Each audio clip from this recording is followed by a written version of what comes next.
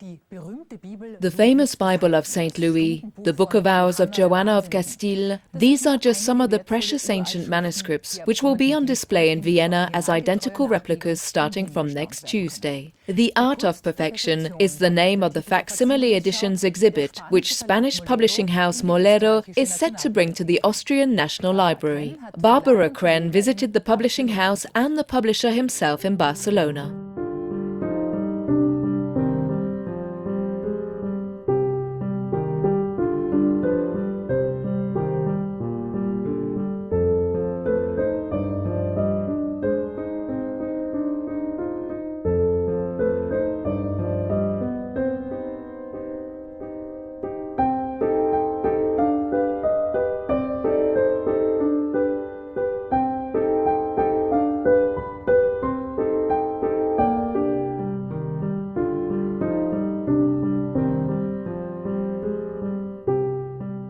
It is here that identical replicas of medieval masterpieces of manuscript illumination are made.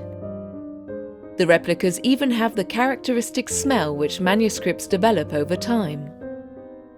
Spanish fine arts publisher Moleiro is known right across the globe for its facsimile editions.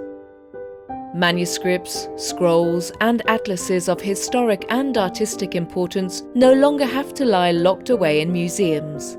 These replicas make them accessible to a wider audience.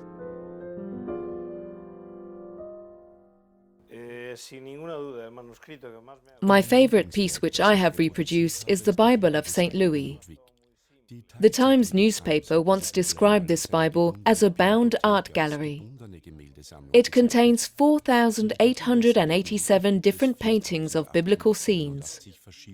It's hard to fathom how something like this could ever have been created. Christianity is actually the only religion to have something like this. None of the other religions like Islam, Judaism, etc. have a piece of work of this magnitude. This Bible is unique, even within Christianity itself.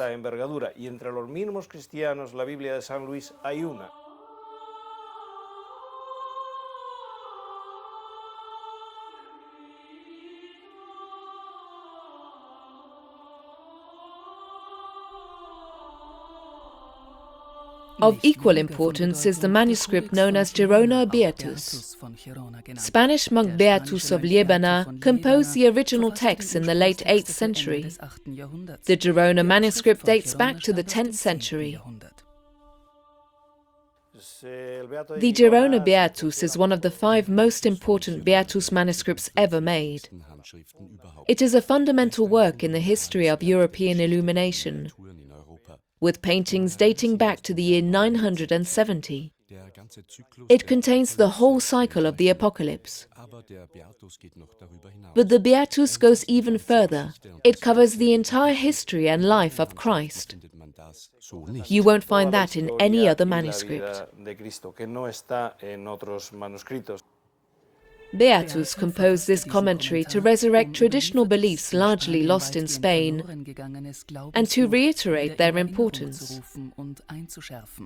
Hundreds of years prior, at the Council of Chalcedon in 451, the Catholic Church had established its belief in Jesus Christ, stating that Jesus Christ was both God and a real human. While the latter was probably a prevalent view in Beatus's time, the former was not. The protagonists of what is known as adoptionism thus declared that Jesus Christ was a mere mortal adopted by God.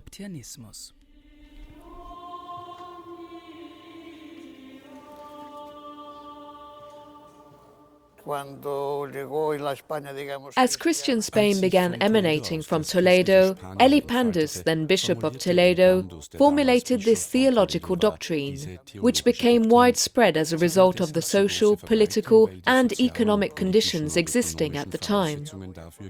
We must realize that, back then, there was a Christian Spain and an Islamic Spain, and the Catholic Church wanted to coexist peacefully with Islam, making compromises to achieve this, particularly in the south of the Iberian Peninsula. It was here that the doctrine met with political opposition, because the aristocracy and those in power on both sides were trying to exploit the advantages of this very prevalent theological theory.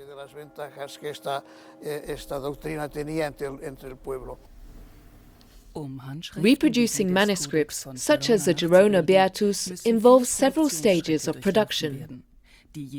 One of the main difficulties is matching the colors with the original. Color proofs constantly have to be compared with the manuscript and new prints made. Exact replicas require everything to match the original: size, shape and structure, as well as any irregularity and any visible defect.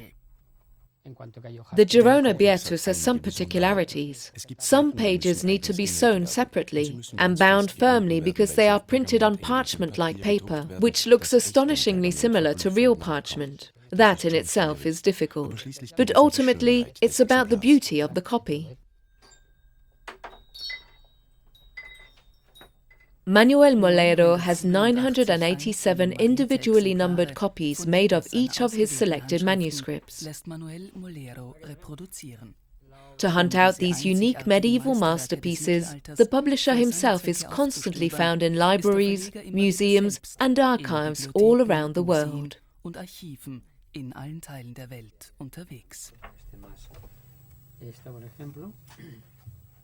For me, it's like traveling back to the past. Many manuscripts depict how people lived at that time.